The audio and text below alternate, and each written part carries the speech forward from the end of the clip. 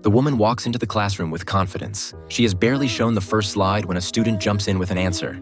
Wounded bison, Altamira, Spain, about 15,000 BC. Joan Brandwin. Catherine gives a small, satisfied smile, thinking this group seems well prepared. Just as she's about to dive deeper into the meaning of the artwork, she's interrupted again. The lines as it moves over the hump of the bison. Is that right? Yes, that's exactly right. For the rest of the class, Catherine might as well not exist. Every time she switches to a new image, someone beats her to the explanation. Just in 1879, Lascaux, France, dates back to 10,000 BC. Mycerinus and his queen, 2470 BC. Have any of you taken art history before? No. Let's go and slide. Seated scribe, Egypt, 2400 BC. Peasant couple plowing, 16th century BC, Egypt. Snake goddess, Minoan, 1600 BC. She freezes at the podium, her stomach tightening with unease. It feels like the students are all waiting to watch her fail. One student even speaks up directly. Before the words have fully settled, that girl stands up and walks out of the room. Other girls follow her lead, leaving Catherine alone, awkwardly stranded at the front of the class. Her very first lecture ends in complete defeat, and yet this seemingly ordinary, unremarkable teacher will soon change these girls' lives forever. Back at home, Catherine carefully reviews each student's academic file. What she discovers surprises her. The girls come from wealthy families. Their grades are solid, but they rely entirely on memorization, with almost no ability to think independently. She realizes that continuing to teach by the book will only limit their potential, and what truly worries her goes far beyond academics. During an etiquette class, the instructor lightly taps a glass on the desk and poses a question to the girls. Your husband is at a crossroads in his career. He's competing for promotion against two rivals, Smith and Jones. To get the edge, you have wisely decided to invite the boss at the boss's request.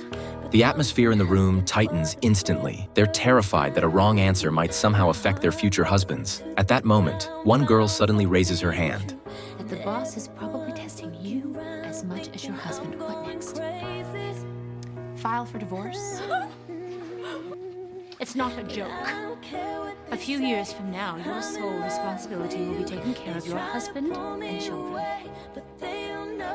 Just then, Catherine steps into the classroom. The instructor immediately signals all the girls to stand and greet her. Witnessing this, a heavy pressure builds in Catherine's chest. She quietly turns and walks away. Only then does she fully understand. This so-called women's college is less about developing minds and more like a finishing school, disguised as higher education. In the end, Catherine makes a decision. She will change the way she teaches and expose her students to freer, more progressive ideas. But this bold shift quickly turns her into an outsider at the school. One day, Catherine projects a new image in class. It's a photograph never shown in their textbook. The girls stare at it, unsettled and unsure.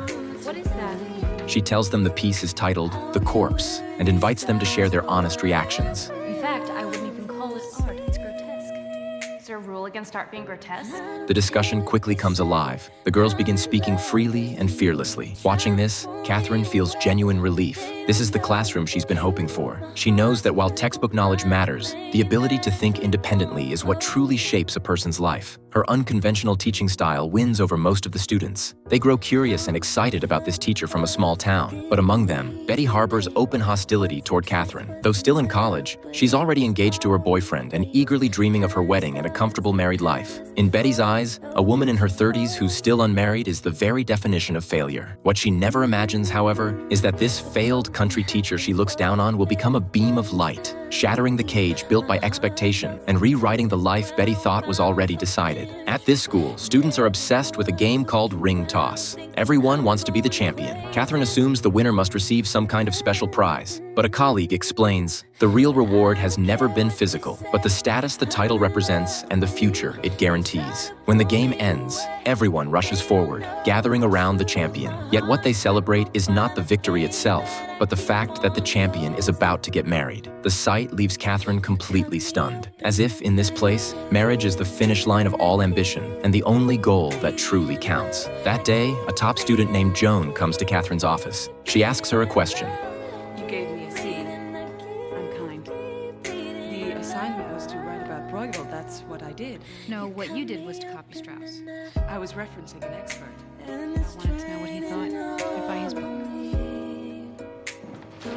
Catherine reviews Joan's academic file and realizes her performance far exceeds the school average. So she decides to give her another opportunity. When Catherine learns Joan wants to study law, she asks her, "Which college do you hope to attend?" I hadn't really thought about that. I mean, after I graduate, I plan on getting married. And then I'll be married. Joan's response takes her by surprise. It's as if, in Joan's mind, marriage is already the final chapter of life. Pressed further by Catherine, Joan finally says the name she's kept buried.